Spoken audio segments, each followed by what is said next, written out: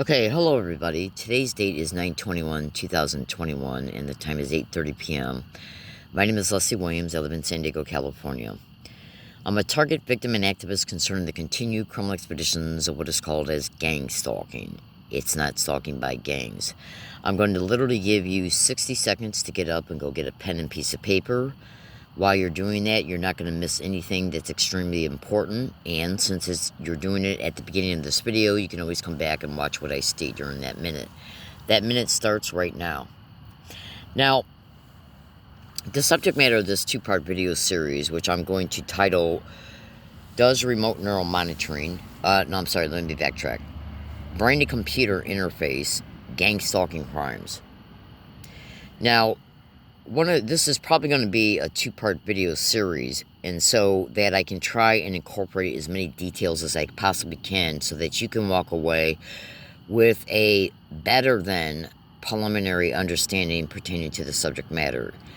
And so, if you've never heard of this crime or anything that I explain in this video, okay, make sure you come back and watch this video at least 3 or 4 times during and after you do exhaustive research concerning my descriptions, because that way you're going to really get a more ingrained, saturated understanding of the subject matter. Okay, now I'd say that minute's about up right now. The reason why I wanted my fellow American citizens and anybody who watches this, because gang stalking is a worldwide criminal expedition, the reason why I wanted you to get a pen and piece of paper is because you need to take down notes. You need to take down notes of the things that I describe that are relevant to well, you'll understand what you should take notes about as I continue to talk. Trust me on that, okay? And I'll probably go out of my way a little bit to say, make sure you research this, make sure you research that, or that's an extremely relevant point. So now I'm going to go right in, and I'm going to dive right into the subject matter. Now, what you're seeing right here is a pictorial, copy and pasted pictorial attachment that used to be on UnitedTargetIndividualsEurope.com's website back in 2009 and 10. Now, this particular pictorial attachment that used to be on their website is no longer there, but you can find it on Google by going to Google and just typing in brain-to-computer interface, BCI for short, gang stalking crimes, okay, pictorial images. And you will eventually find this pictorial attachment. That way, you can take a stamped screenshot of it right now, but I'm going to warn you right now that unfortunately this is not the best, because you're looking at a snap screenshot of it right now, and unfortunately this snap screenshot right here is a teeny bit blurred. But I'm going to give you enough information from it to where you should be able to definitely see what I'm talking about, what I'm referring to, because it's obvious. I'll be able to zoom in when I want to give you more pertinent details. But this pictorial attachment is in clear view online at Google by typing in what I told you to type in concerning it. Now, so we're going to... You definitely want to take snap screenshots of what I show you, though. So we're going to set this particular attachment aside for the time being, because I want to show you a couple other things. Right now you're seeing some templates. You can consider the pictorial attachments as a template for reference. Okay, so let me zoom back to my gallery and show you a couple other things here. This right here are remote neural monitoring islands implants that were discovered in my eyes in a live Periscope broadcast on June 3rd, 2020 at the University Town Center Mall out here in La Jolla, California, which is a suburb located in San Diego. Now, as a direct result, you can see that they're there, and they came visible as a direct result of my head being cooked, yes, with electromagnetic weapons, directed energy weapons, and high levels of ultrasonic sound bone conduction torture at 2 separate locations within 18 hours apart. One of those locations was a wooded area that I gave a code name to, which I called the Octopus Tree location. I know that sounds funny. This crime of gang stalking made me homeless, so when I go to wooded areas to sleep at night or to hang out to be by myself, and then I make videos at those locations, I don't openly state the physical location of that location for safety and security purposes. So what I do is I pick a landmark at the wooded area that's reasonable to believe that will always be there, just in case I have to go back to it with a lawyer or whatever in the future. I made plenty of videos about that location. In fact, I made probably at least 500 videos at that location between at least 2 to 3 separate Periscope accounts. So the torture began on the night of June 2nd, 2020 and continued at the Vaughn's grocery store located on Regents Road and Arabia Street in La Jolla, California.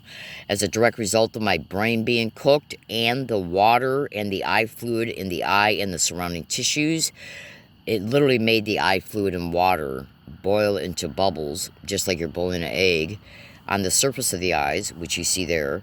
That in turn caused the back part of the remote neuromonitoring island's implants to be pushed out, making them transparently visible. Now these are light crystal, biofilm, biofilm, ocular, OCCULAR, remote neuromonitoring islands implants. Now they got little light crystals on them. And what you see right here concerning these vertical lines is these are actually crystal light dots, nanodots of light crystals. And it enables the perpetrators to literally see through my eyes in real time, 24/7, no matter where I'm at. You should also copy down this YouTube URL link and watch this video, because some of the main ways these islands implants are used is discussed in this video. Okay? You should also know that these islands implant enables the perpetrators to send video streams to these islands implants. They're literally like a walking, talking camera, but they can also behave as a TV as well, literally, concerning video. Now, so the little light crystals is what holds the images, and it's what enables images to get sent from them back to the perpetrators. And it works in direct conjunction with BCI. Excuse me, please. Sorry about the burp. Now, whatever is seen through those eyes gets sent back to the BCI computer, whether you have a brain implant in your midbrain or not, which is what this part of this pictorial attachment is about. This general part right here.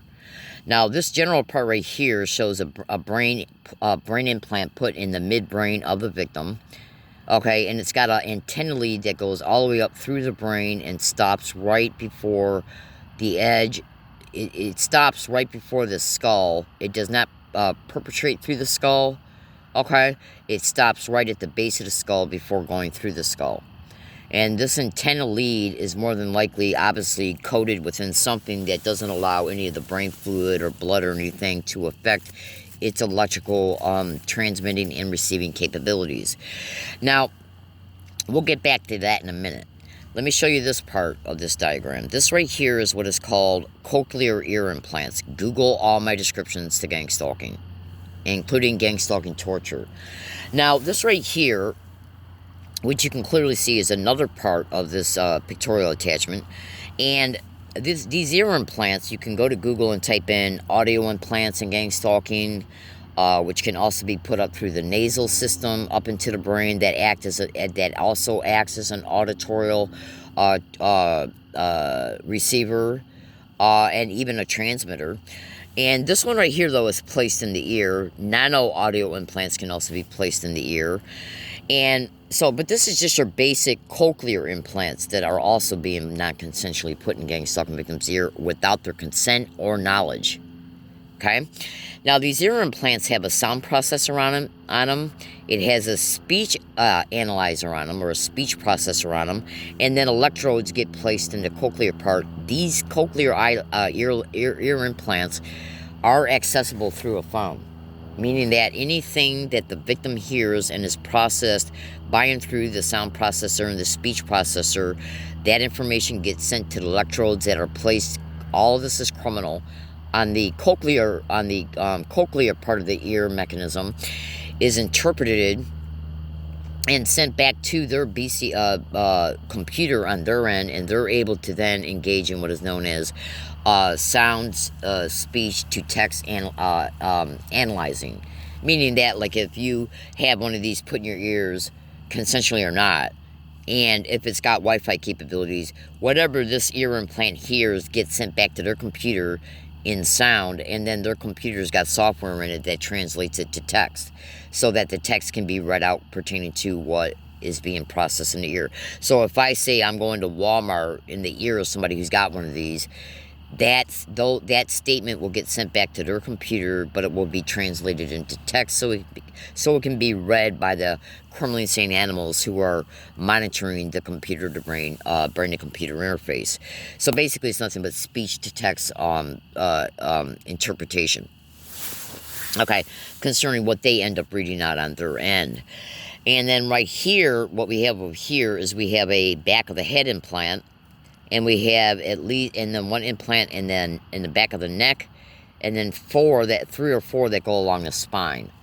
All right, now what you want to understand about this, another real pertinent part of this pictorial attachment, is that the crime of gang stalking, what they do in part is that, and this is one of the most technical aspects of it, but I'm going to say it in layman's terms as best as I can, and trust me, you'll understand it when you do your research and then come back and watch this video a couple times. Trust me, you're going to have no problem seeing it with your mind's eye at all. So listen carefully to the following. Yeah. Okay. So, whenever a gang stalking victim who has one of these in them put there non-consensually without the victim's knowledge, it acts as a cochlear ear implant. Now, remember this, because this is also key. These ear implants, okay, not only work in conjunction with BCI implants, interface implants, concerning what's reported online, but they can also be accessed by and through a remote computer, a remote phone, a remote tablet. Okay? Now, when this ear implant, when it's in the ear of a victim and they prop up somebody around the victim to say a specific word, which is why you see trigger words, what happens is that the ear implant processes it through the processing function of the ear implant itself. It gets sent back to their computer on their end, and then they can already have their computer programmed to execute a pre-programmed function back to the victim, okay, which can be many things. I'll talk about that in a little bit. So set that last statement aside just for a second. Trust me, you'll understand in a minute. So when the trigger word is said, it then can be translated. It then is heard in the audio cortex of the brain, and then since the BCI implant and or remote neural monitoring, which is also BCI, hears it from the audio cortex, it gets sent to their computer, and it translates it from sound to text. So it just becomes a readout.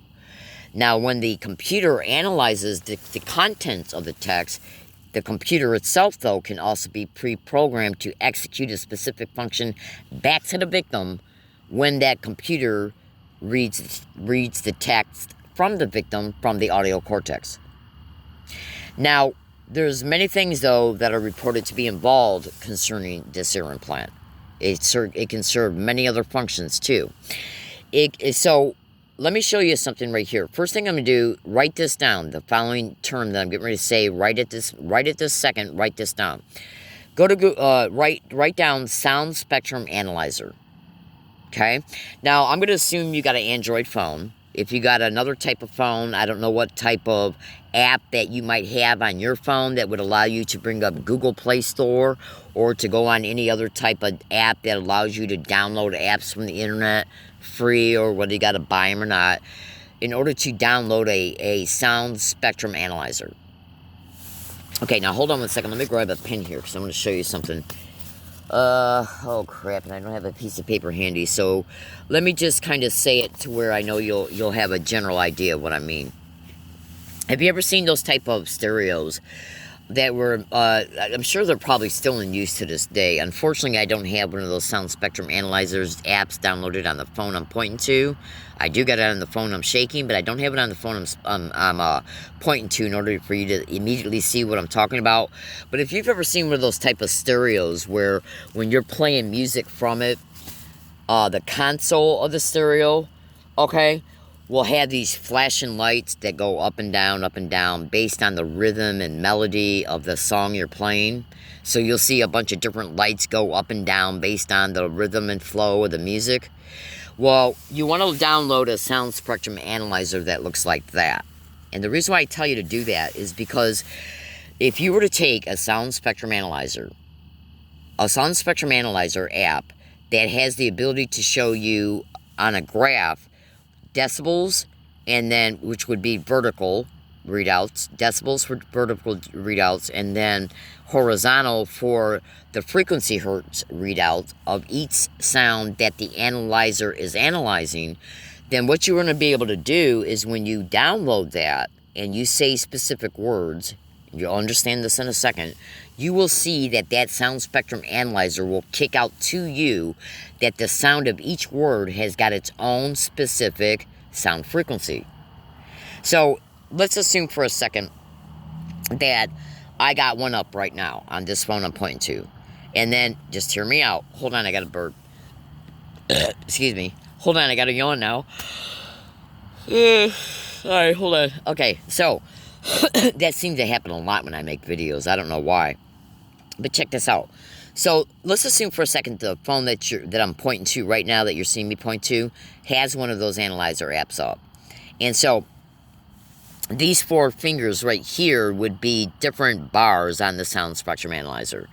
And the bars would be related to different, well, erase that. Let me give you another example. Okay, so if you were to download a sound spectrum analyzer app and bring it up on your phone in a totally quiet environment, okay? And then once you bring it up in a totally quiet environment, what you want to do is you want to write this down on your piece of paper right now. What you want to do is you want to write down the word gangstalk. Then you want to write down the word oh my god. Then you want to write down the following, and I apologize for it being descriptive, but trust me, there's a reason for me saying it. Suck D-I-C-K. I apologize for that descriptive language. You will understand this in a minute, and then you will see why I'm saying it to you. Now write down this as well. Go to Google and type in at Google, gangstalking sensitization method, repeating words and phrases, repeating identical words and phrases. It's one of the main things that gangstalking, because gangstalking is a program. So one of the techniques that's employed against the victim in the program is to force the victim to hear people that are propped up around them to repeat identical words and phrases, identical short statements, okay, and identical sounds. So right now in this particular video, we're going to go with trigger words, since trigger words you can clearly see are connected to the cochlear implants, right? And you can clearly see down here that gangstalking is directly connected to the trigger words, right? So if you were to, when you download that sound spectrum analyzer and you're sitting in a quiet room with no noise going on around you at all, no noise outside of your home, no noise inside the home, totally quiet. And then if you were to say in the sound spectrum analyzer 30 separate times the word gangstalk, there is an extreme likelihood that that sound spectrum analyzer is going to show you at least 2 separate, maybe 3 separate frequency hertz readouts between 40 and 50 decibels, and then maybe between 50 and 80 decibels. So let me give you an example. When you say the word gang of gangstalk, when your voice is first saying the first 2 letters of the word gang, you're saying gang, okay? So you are pronouncing the G and A of gang. So when you first say gang of gangstalking, the sound spectrum analyzer is going to more than likely read out to you 86 hertz between 50 and 60 or 65 decibels. When you say the ang of the word gang, it's going to fluctuate probably up to 107. Okay? Now then, when you say stalk of gangstalk, it's going to probably first read out, I think, if memory serves me correctly, either 107 or 164. Okay, and then it's going to go up when you say the awk of stalk. Okay? Now, when you repeat this 30 times, and hopefully you'll be able to take stamp screenshots, because if you do it on a phone, you can take stamp screenshots, as the sound spectrum analyzer is bringing to you the decibels, the frequency hertz that's showing from the sound spectrum analyzer as you say these words, okay? You got to say them in your regular tone, okay? And then As you see, like, so when you say that the gang, you're gonna see 86. When you see yourself saying the ang of gang, okay, you're gonna see 107. So you're seeing it fluctuate from 86, either 86,000 hertz, no, 86 hertz to 107 hertz by the time you finish saying gang. Okay? Now take that knowledge and set it aside. When you say the word stalk, you're gonna see, I think, 164 to maybe, I think, 255, or maybe even 450 or 455. Now you're gonna know what you're gonna see in reference to identical patterns of what comes out on that sound spectrum analyzer when you are fluctuating from the GA of gang, okay, to the NG of gang. Because when you speak a word, gang, the first two letters come out in one frequency sound hertz. The second two letters of the word come out in a higher tone because of its phonics connected to the pronunciation of that word. It's got a higher frequency.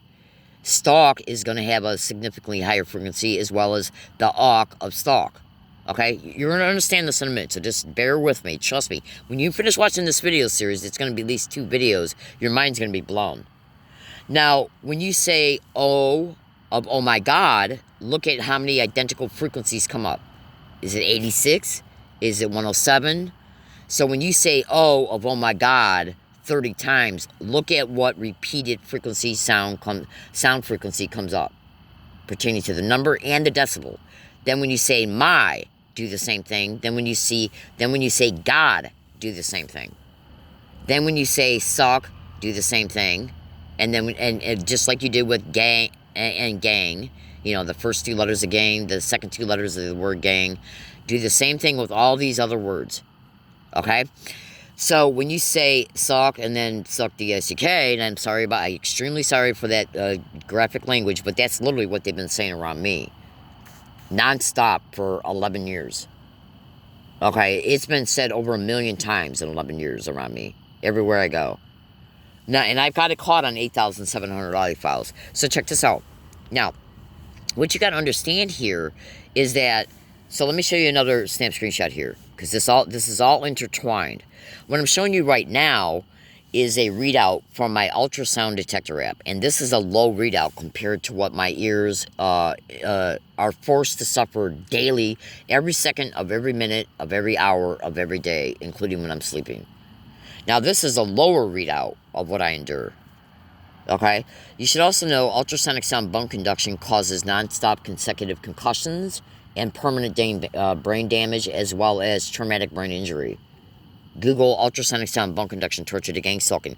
So if your ear is processing ultrasonic sound at different fluctuating frequencies, 21.6, 21.7, and 21.8 thousand hertz, but yet though at different decibels, while your ear is processing through an ear implant, people getting around you and repeating the same exact identical words and phrases, which those words and phrases have their own specific sound frequency. Those sound frequencies from the words are being offset on the ultrasonic sound wave. You should also know something very important, extremely important, about these ear implants. Ear implants are designed to work by and through high and low band filtering, which enables the ear implant to be able to distinguish specific sounds so that the sounds can be distinguished in their proper phonics for the interpretation of words. So that means that these ear implants have specific limitations in reference to. Let me just organize my thoughts here for a second. Consider this. Now, when you have an ear implant in you like this, it does operate by and through high and low band radio frequency filtering, because it's got to, in order so that the sound processor and the speech processor is able to interpret each word based on its phonics. Okay? So that's why the ear implant is made in the way it's made, so that it will filter out background noise while it's still able to distinguish specific phonics of each word. Okay? And the same thing with low band filtering. when the environment is got lower monotone tones in it, while also you're processing words that might have lower monotone tones in it. So these ear implants are basically, if I got one in my ears, in fact, if I got one in each of my ears, and it's extremely suggestible that I do, because I have laser surgery scars on the back of my ears that have been caught in live periscope videos, and pictures have been taken from it. And in fact, one of those videos is in the account you're watching this YouTube video through, where it literally shows a laser scar on the back of my ear. And you should also remember, this pictorial attachment is one of the main pictorial attachments that is attached in thousands of gang stalking victims' blogs all over the internet. Okay? And you gotta also know, I got 8,700 audio files showing people getting around me repeating, gang stalk, oh my God, gang stalk, oh my God, we're crazy.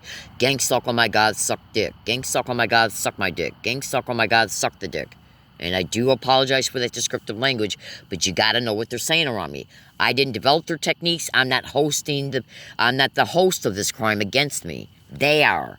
I'm only giving you information about what I'm enduring. So you consider this. Why would people be propped up around all my routes every single day in San Diego since August 8, 2011, up and through even today? They went by my wooded area today and said it. And the last time I went out along my routes, and the time before that, and every time before that. Okay? So why would people be getting around me and repeating identical words and phrases if nothing was going on? And gang stalking is directly connected to the trigger words. The trigger words are directly connected to an ear implant, and then it goes on into another matter as well. And I'll get to that eventually. So let me just kind of, I'm not sure if this particular microcard I got in this phone or not is going to stop when I reach the 33 minute and 9 second mark, which is what they usually do. But I made a video last night, and when I was approaching the 33 minute mark, I noticed that my phone on my home screen did not show me the usual tab that usually appears, which states you're reaching the 4 gigabyte limit. And then when it does that at 33 minutes and 9 seconds, it starts into a second video. Okay? I don't know why this phone does that, but it does. Now, this is a new microcard that I got in this phone. So it might be the type of microcards and not necessarily the phone itself, pertaining to how the camera's set up. So last night when I made a video on the same microcard, it went over an hour. And it all stayed in one video. So I'm going to assume, if I don't see that dialogue box on my home screen, I'm going to assume that this 2-part video series will be in one video instead of 2 33 minute and 9 second long videos. So, but when I reach the 33 minute mark, I'm still going to behave as if it might do that. So I'll just say, okay, this is now the second video. So if it doesn't switch over into a separate video or not, just ignore that statement if it doesn't. So anyways, I apologize for the interruption there. Now, let's go to something else here that you need to see. Now remember, when I showed you these islands implants, they were shown to you for a reason. These were shown to you for multiple reasons. The first 2 reasons is, one, to prove torture. Because the only way that a person's eye fluid and water in their eyes are going to boil like an egg, which is why you see these little boil bubbles, okay, that proves indisputably electromagnetic weapons torture. Yeah. But it also proves, non-consensual remote neural monitoring islands implants in my eyes. I've only had consensual surgery once in my entire life, okay, and that was when I had my wisdom teeth pulled back in 1984. So this right here indisputably proves that they're interfacing with me through brain-to-computer interface, because these are interfacing with my brain. So they're already busted concerning 2 extreme, massive human rights abuses. We're talking extreme human rights abuses. Okay, here's another picture of them being captured in a video. I think this one comes from July, from an actual video. Look at them. Take snap screenshots of that. Shots. Sorry about that. Take snap screenshots of this. Okay. So anyways, now,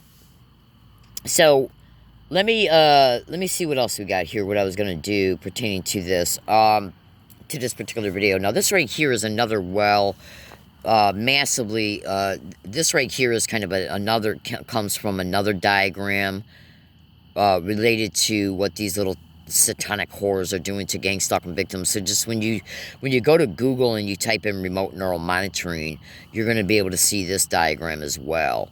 Okay, this is just a partial part of it. So let me get into the meat and potatoes of this particular video. When a gang stalking victim, remote neural monitoring does have some of its limitations. And since these people are little rabid dogs, and you'll understand that statement in a second, trust me. This might actually turn into a 3-part video series, but trust me, you're gonna, when you see this video, when this video completes, and then you go back and watch it again, and then you research my descriptions, and then you go back and watch it again, and you see how each description and then my dialogue all fits together, your mind is gonna be blown. So I want you to listen to me, and listen to me very well. Consider this. When a gang stalking victim goes somewhere, or even when they're by themselves, is like right now, I'm in my tent because this crime made me homeless from 4 apartments in Michigan, 1 in Tennessee. So when I put this tent up, when I do, I got to put my duffel bag in. I got to put my bike pannier bags in that are underneath the duffel bag. I got to put my sleeping bag out. I got to put my backpack in here. I got to get my pillow and everything ready. That's multitasking. When you're multitasking, your brain engages in a bunch of different neuronal activity. A lot of neurons are firing because what you're doing is you're engaging in thinking and movement at the same time. Because when you're doing movement with your arms, hands, and legs, picking stuff up, putting stuff down, getting things out, putting it up, putting it down, you're engaging in a lot of motor cortex-associated behaviors while you're having thoughts before you do the actions about what to do. That's also different neuronal behavior that is different from the auditorially trained pathway that they're locking onto you on by and through the ultrasonic sound, which is another reason why it's constant in your ear, in the victim's ears. Okay? Now, so when you're engaging in multitasking, when you're listening to music, okay, including whether you're multitasking or not while you're listening to music, that causes a lot of problems for remote neural monitoring. Because remote neural monitoring is widely exposed to be locked onto the victim 24/7, but there's many things that a victim can do that will cause the victim to at least temporarily fall off their system. Now, they got to get you back on their system when you fall off of it, when you're doing something that causes you to fall off it. Like you can possibly walk out of their range, okay, if and that's a little bit more complex, so I'm going to let that kind of set that aside, for now. Maybe I'll get to it in an upcoming video. But let's just right now look at 2 separate things that are widely reported to cause these satanic rats, these filthy, criminally insane horrors that are non-consensually doing this to victims. Let's talk about 2 things that's widely reported to cause problems for remote neural monitoring. Multitasking, listening to music, singing, humming, okay? Especially multitasking when you got motor cortex associated behaviors going on. See, because when you're in a grocery store and you're thinking to yourself about what to buy and what